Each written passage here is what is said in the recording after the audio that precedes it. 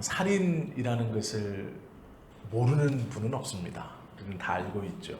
그런데 이 살인하지 말라의 명령이 어디에서 출발되었고 왜 이렇게 명령하셨는가를 우리가 분명히 알면 이 살인이라는 것이 어디까지가 살인인가, 그리고 무엇을 해치는 것이 살인인가에 대해서 우리가 오늘 성경 말씀을 붙들고 함께 좀 보려고 합니다. 살인이라는 것은 무엇을 죽이는 겁니다. 그렇죠? 특별히 살인은 생명을 끊어내는 것, 그것을 살인이다 라고 말을 하죠. 살인이라는 것은 참 무서운 단어입니다. 세상 법에서도 사람이 사람을 죽인 것은, 즉 살인을 한 것을 가장 큰 죄로 여기고 세상에서도 가장 큰 형벌을 내립니다. 사람이 재판장 앞에 섰을 때 가장 무겁게 여기는 죄가 살인입니다.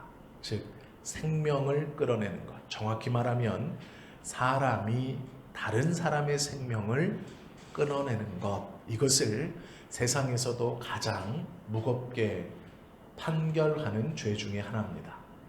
성경은 하나님께서요, 살인하지 말라라고 명령하셨습니다. 살인을 하지 말아라. 그러면 하나님이 말씀하시는 생명이 무엇인가를 우리가 정확히 알고 있어야 어떠한 것이 살인인가를 우리가 또 알 수 있습니다. 그래서 하나님께서 명령하신 살인하지 말라라는 이 말씀을, 그럼 생명이 무엇인가를 모르면 온전히 지킬 수 없는 겁니다. 그래서 먼저는 성경에서 말씀하시는 생명이 무엇인가 우리가 알아야 하죠. 생명이 무엇인지를 알아야 생명을 끊어내는 살인을 하지 않을 수 있습니다. 창세기 2장 7절에 보면 하나님께서 사람을 만드시고 그 코에 생기를 불어넣으시니 생명이 되었다 기록하고 있습니다. 이것이 2장 7절의 말씀입니다. 생명이 된 그를 사람이라고 칭해 주셨습니다. 이렇게 처음 하나님께서 흙으로 빚으시고 또 그 코에 하나님의 생기를 불어넣어 생명이 된 사람을 우리는 아담이라고 부릅니다. 성경은 그를 가리켜 아담이라고 우리에게 가르쳐주고 있죠. 그런데 문제는 하나님께서 이 아담을 보시고 살아있다 라고 하실 때의 의미는 두 가지 의미입니다. 하나는 숨을 쉰다 라는 것이 기준입니다. 들숨, 날숨이 있는 것이 살아있다는 것의 첫 번째입니다. 즉, 숨을 쉬고 뇌가 활발히 활동하고 살아있다라는 기준이 그가 그 스스로 숨을 쉬는 것이 첫 번째입니다. 심장도 뛰고 뇌가 활동하는 것이 살아있다의 첫 번째죠. 그런데 성경을 가만히 보시면요, 하나님이 아담을 보시고 살아있다라고 말했을 때는 단순히 호흡하기 때문에 살아있다고 말씀하지 않으십니다. 여기서 헷갈리시면 안 됩니다. 하나님은 에덴 동산을 창조하시고 아담을 그리로 이끌어 아담을 그 에덴 동산 가운데 두셨습니다. 자, 그런데 이 아담이 한번 생각해 보십시오. 숨을 쉽니다. 동산 가운데 누워가지고 꼼짝도 안 합니다. 그냥 숨만 쉬고 있어요. 가슴이 올라갔다 내려갔다 하고 호흡이 들어갔다 나왔다 합니다. 그런데 아무것도 안 합니다. 첫째 날에도 누워만 있고, 둘째 날에도 누워만 있고, 셋째 날에도 누워만 있습니다. 그러면 그 아담을 보시고 하나님이 아, 살아있구나 이렇게 말씀하셨을까요? 단순히 아무것도 안 하고 누워서 숨만, 가슴이 올라갔다 내려갔다 하는 겁니다. 코에서 바람이 들어갔다 나왔다 하는 겁니다. 그 아담을 보고 하나님이 살아있다 이렇게 말씀하지 않아요. 우리가 살아있다는 것에 대한 기준을 육체적으로 숨을 쉬는 것에 두면 하나님이 말씀하신 생명이라는 것을 이해하지 못합니다. 그것을 이해하지 못하면 예수님이 제자들에게 가르쳐 주신 말씀을 이해하지 못합니다. 즉, 사람이 살아있다는 것에 대한 두 가지 기준 중 첫 번째는 숨입니다. 숨을 쉬느냐. 그런데 두 번째가 더 중요합니다. 이것은 하나님과의 관계가 있느냐입니다. 하나님은 아담을 만드시고 에덴 동산에 두신 다음 명령하신 게 있습니다. 즉 관계를 맺으셨어요. 뭐라고 그랬냐면 생육하고 번성하여 땅에 충만하고 다스리라 명령하셨습니다. 아담은 그 하나님의 말씀을 듣고 모든 동식물들의 이름을 지어줬을 뿐 아니라 그 에덴 동산을 가꾸고 보호하고 하나님의 말씀에 따라서 그곳에서 생육하며 살아가야 살아있는 사람인 겁니다. 한 곳에 가만히 누워서 아무것도 하지 않고 숨만 들쑥 날쑥 쉬는 것을 하나님은 살아있다고 보지 않는다라는 것이죠. 하나님과의 관계가 어떠하냐, 그 관계를 바르게 가지고 있느냐에 따라서 살아있다, 그렇지 않다라는 것이죠. 하나님께서 계명을 주시고 뭐라 그러셨냐면 아주 쉽게 이해하시면 됩니다. 이 계명을 지키면 살고 이 계명을 어기면 죽는다라는 거 생각하시면 아무 문제가 없습니다. 아담이 하나님께 받은 그 에덴 동산에서 해야 하는 일, 그 사명을 잘 할 때 하나님은 아담을 보시고 살아있다, 생명력이 넘친다 라고 하시는 겁니다.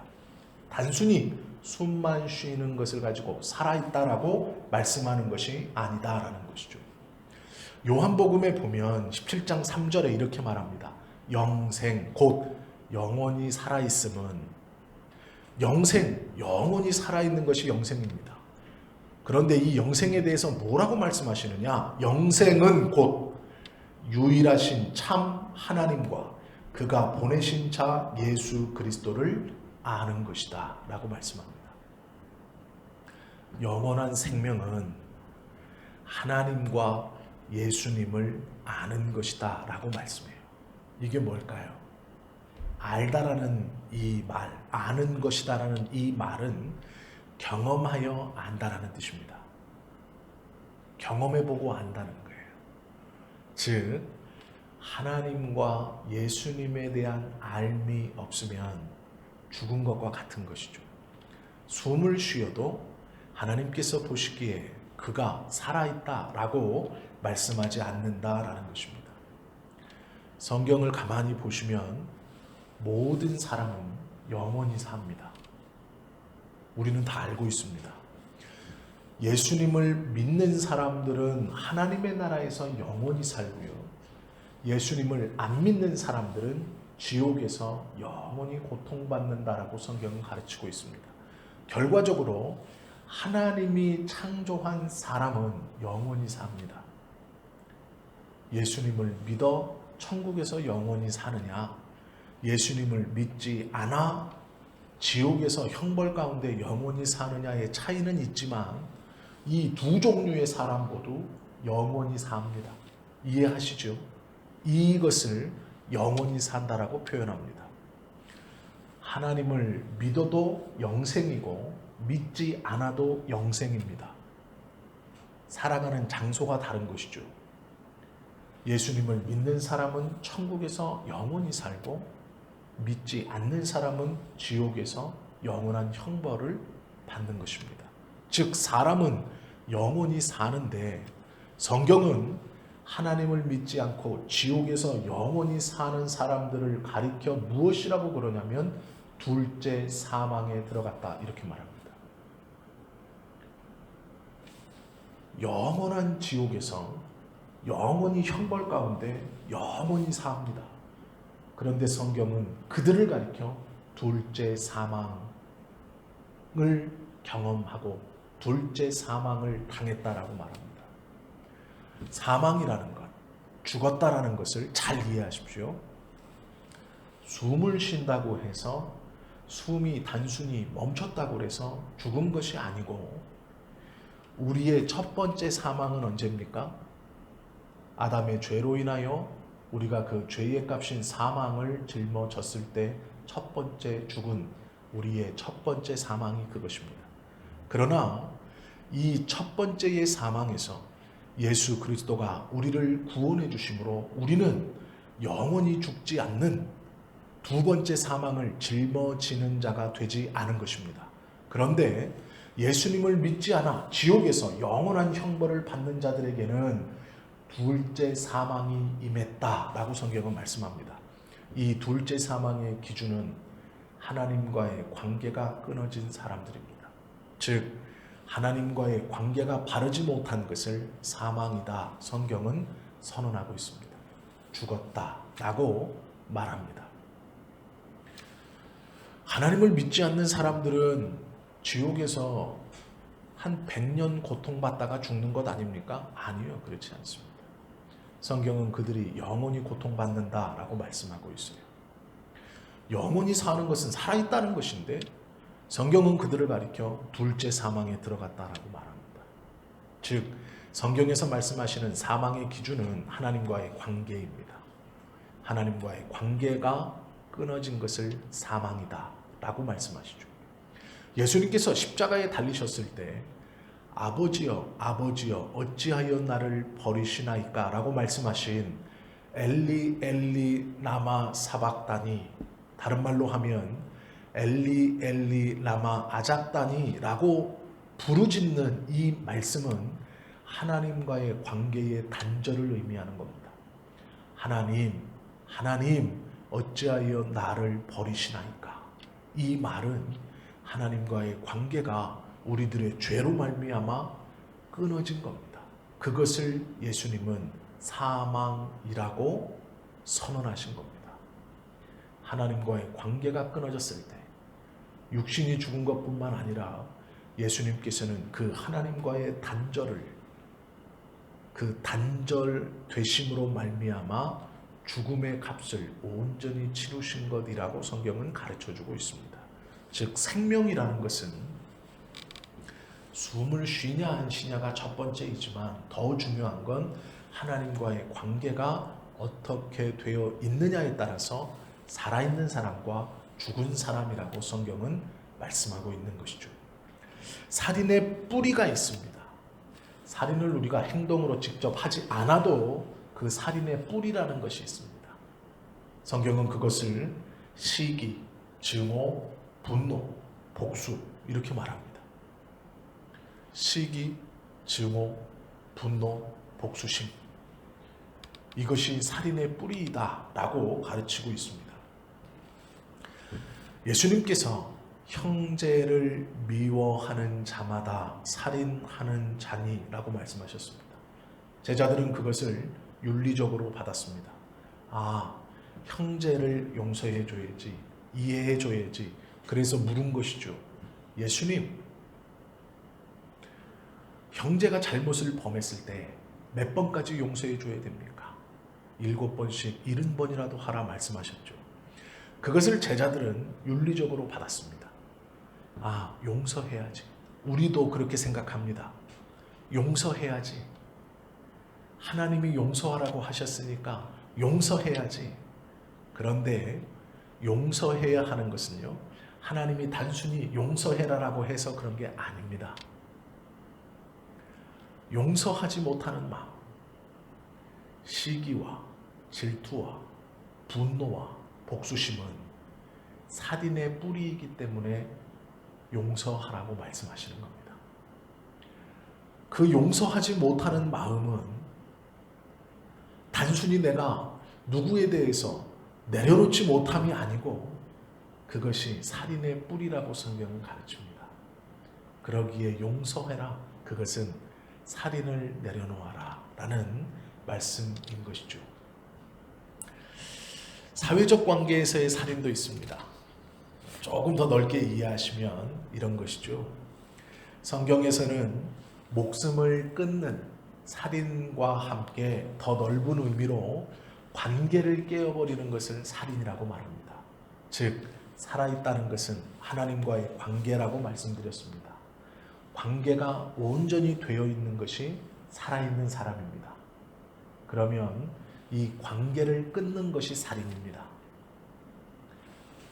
하나님께서 맺어주신 우리가 함께 그리스도의 복음 안에서 그리스도의 피 안에서 형제 자매가 되었다고 말씀합니다. 이 관계는 예수님이 피값으로 우리 모두에게 회복시켜 주신 관계이지요. 그것을 끊어내는 것, 이것이 넓은 의미에서의 사회적 살인입니다. 하나님이 복음 안에서 맺어주신 관계를 끊어내는 것, 이것 또한 살인입니다. 관계를 끊어버리는 것은 목숨을 끊는 것과 함께 적극적으로 사랑하지 못했기에 제6계명인 살인하지 말라라는 이 말씀을 어기는 것, 그것과 같은 일입니다. 살인을 금하신 이유는 하나님의 형상으로 지음 받았기 때문에 그렇습니다. 우리는 하나님의 형상으로 지음 받았습니다. 즉 이런 말입니다. 제가 예를 하나 들어드리겠습니다. 어떠한 사람이 임금님 앞에 갔습니다. 그래서 90도로 정중하게 인사를 드립니다. 그리고 이렇게 말합니다. 임금님 만세수 하시옵소서. 이 말은 임금님 만년 동안 사시옵소서 이런 말이에요. 그러면 오래오래 사십시오 라는 말입니다. 그렇게 공경을 표하고 이 사람이 임금님 앞에서 물러나가지고 그 왕궁 앞에 있는 임금님의 동상을 보고 저주하는 겁니다. 그러면 임금님이 보좌에 앉아있다가 잘 생각해 보십시오. 한 사람이 와서 자기 앞에서는 정중하게 인사도 하고 임금님 만세수 하옵소서라고도 합니다. 그런데 퇴장해서 돌아가다가 자기 동상 앞에 이르러서는 자기 동상을 막 저주합니다. 그러면 그 임금이 어떻게 볼까요? 그 사람을 무엇이라 생각하겠습니까? 살인은 이것과 같다고 성경은 말씀합니다. 즉 내가 하나님 앞에서 하나님을 믿습니다. 주님의 구원에 감사합니다라고 말하고 하나님의 형상으로 지음받은 사람을 미워하고 증오하고 시기하고 저주하는 것은 그 하나님의 형상, 즉 임금 앞에서 임금의 동상을 보고 저주하는 사람과 동일한 행동이다라는 것이죠. 이해가 좀 되시죠? 하나님이 그것을 기뻐하실까요? 절대로 아닙니다. 그래서 우리는 하나님의 형상으로 지음받은 사람들이기에 서로가 서로를 아끼고 사랑하고 존중해야 됩니다. 왜요? 하나님의 형상대로 지음을 받았기 때문에 그렇다라는 것이죠. 창세기 9장 5절에서 6절에 보면 이런 말씀이 있습니다. 내가 반드시 너희의 피, 곧 너희의 생명의 피를 찾으리니 짐승이면 그 짐승에게서 사람이나 사람의 형제면 그에게서 그의 생명을 찾으리라.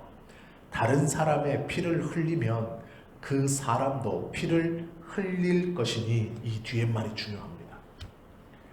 이는 하나님이 자기 형상대로 사람을 지으셨음이니라. 이렇게 말씀하고 있어요. 창세기 9장 말씀입니다.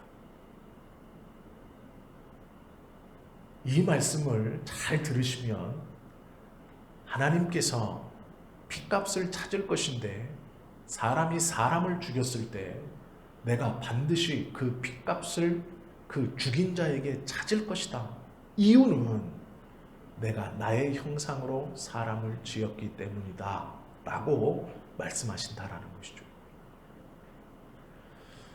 관계의 끊어짐을 살인이라고 봅니다. 성경은 두 가지의 살아있다라는 기준을 우리에게 말씀해 주고 있어요. 하나는 우리가 생각하는 생물학적인 살아있음, 수음입니다. 돌아다니는 것이죠. 활동하는 것입니다. 또 하나의 살아있음은 하나님과의 관계입니다. 그래서 하나님의 형상대로 지은 사람에게 관계를 파괴시키는 것도 하나님은 살인이라 말씀하시고, 그 육신적 수음을 직접적으로 끊는 것은 물론 살인이라고 말씀하시는 겁니다. 그러기에 우리는 살인하지 말라라는 말씀의 온전한 순종은 숨을 끊는 것과 함께 관계를 끊는 것도 살인이다라고 말씀하시는 것을 기억해야 한다라는 것이죠. 야고보서 3장 9절에 보면 이렇게 말합니다. 이것으로 우리가 주 아버지를 찬송하고, 또 이것으로, 여기서 말하는 이것은 혀입니다. 혀. 제가 그걸 넣어서 한번 읽어볼게요. 야고보서 3장 9절입니다. 혀로 우리가 주 아버지를 찬송하고, 혀로 하나님의 형상대로 지음을 받은 사람을 저주하니 이것이 옳으냐라고 물어요. 이 혀로 하나님을 찬송하고 또 이 혀로 사람을 저주하는 것, 즉 하나님의 형상대로 지음받은 사람을 저주하는 것이 옳으냐라는 거예요. 너의 혀로 하나님을 찬송하고 그 형상대로 지음받은 사람을 저주하는 것이 옳은 일이냐라고 말하는 겁니다. 그것은 있을 수 없는 일인 것이죠. 시편 30편 9절 말씀에 보면 다윗이 이렇게 하나님께 고백하는 겁니다. 내가 무덤에 내려갈 때에 나의 피가 무슨 유익이 있으리요? 진토가 어떻게 주를 찬송하며 주의 진리를 선포하리이까? 이 말씀은요, 다윗이 하나님에게 살려달라고 부르짖는 말씀입니다. 그러나 이 말씀의 속뜻은 따로 있습니다. 첫 번째 말씀은 분명히 다윗은 살려달라고 하는 겁니다. 하나님, 내가 죽으면 어떻게 하나님을 찬송하겠습니까? 그러니 나를 살려주십시오. 이 말인데요, 그보다 한 단계 더 깊은 묵상에 들어가면 이 말이 무엇이냐면, 죽은 자는 하나님을 찬송할 수 없고 살아있는 자는 당연히 하나님을 찬송해야 됩니다 라는 뜻이에요. 왜 이러느냐? 시편 150편 6절에 보면, 시편의 제일 마지막입니다. 150편. 이 시편은 어떻게 끊어내고 있냐면, 호흡이 있는 자마다 여호와를 찬송할지어다 말씀하고 있어요. 이게 무슨 얘기냐면, 호흡, 살아있는 모든 자는 마땅히 여호와를 찬송할지어다 라고 말하고 있어요. 즉 여호와를 찬송하지 않는 자는 호흡이 없는 자입니다. 그는 죽은 자입니다. 진토입니다. 이미 썩어 흙과 같이 되어버린 진토입니다. 살아있는 모든 자는 마땅히 하나님을 찬양할 것이라.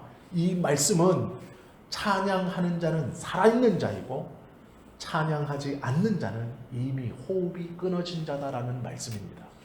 숨이 붙어있다고 다 사는 사람이 아니고, 우리가 가슴이 움직여 들숨날숨을 내쉰다고 살아있는 자가 아니라 우리의 입으로 하나님을 찬양하지 않으면 호흡이 없어 뼈가 이미 흙과 같이 된 자와 같다. 즉 죽은 자다, 이런 말씀입니다. 하나님께서 보시기에 하나님과의 관계가 온전히 예수 그리스도 안에서 회복된 자들을 살아있다라고 말씀하시고, 그 살아있는 자들의 특징은 하나님을 찬양하는 것입니다. 하나님을 경배하는 것이죠. 즉 예배하고 기도하고 하나님의 말씀을 함께 읽고 받는 것입니다. 나는 살아있습니다. 내가 죽었어? 나는 손도 움직이고 눈도 볼 수 있고 귀도 들리고 말도 하는데 내가 죽었어? 물론 살아있습니다. 그러나 하나님 편에서 보면 그가 예수 그리스도에 대한 고백과 하나님에 대한 찬양이 그 입술에 없으면 그는 죽은 자입니다. 하나님께서 내 백성이라고 불러주시는 그 백성의 범주는 모두 하나님을 찬양하는 자들입니다. 살아있는 자들입니다. 육적으로도 물론 살아 있어야 하지만 영적으로 살아있는 자들을 그렇게 가르친다라는 것이죠. 부주의하게 살인하는 경우도 있습니다. 성경에 보면 두 가지가 있는데요. 하나는 출애굽기 21장 20절과 신명기 22장 8절에 있습니다. 신명기 22장 8절에 있는 것은 금하신 것인데 뭐라고 하셨냐면 네가 집을 짓거든 유대인들 이스라엘 백성들이 집을 지을 때 보통 그들은 이 사막의 뜨거운 열기 때문에요. 집과 천정이 높습니다. 우리로 말하면 한 3m 이렇게 짓는 게 아니라 막 4m, 5m 이렇게 짓습니다. 지금 표현으로 예전에는 집들이 다 낮았습니다. 높이 올릴 기술도 없었을 뿐만 아니라 사람들의 평균 신장이 그렇게 크지 않았습니다. 그래서 집의 천정이 높을 필요가 별로 없었습니다. 유대인들이 집을 지을 때 우리가 그림에서 한두 번씩 보셨겠지만 옥상이 평평합니다.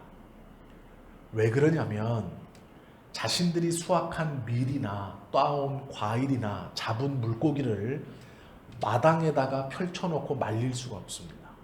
그래서 자기 집 옥상에다가 펴놓고 말리기도 하고 보관하기도 합니다.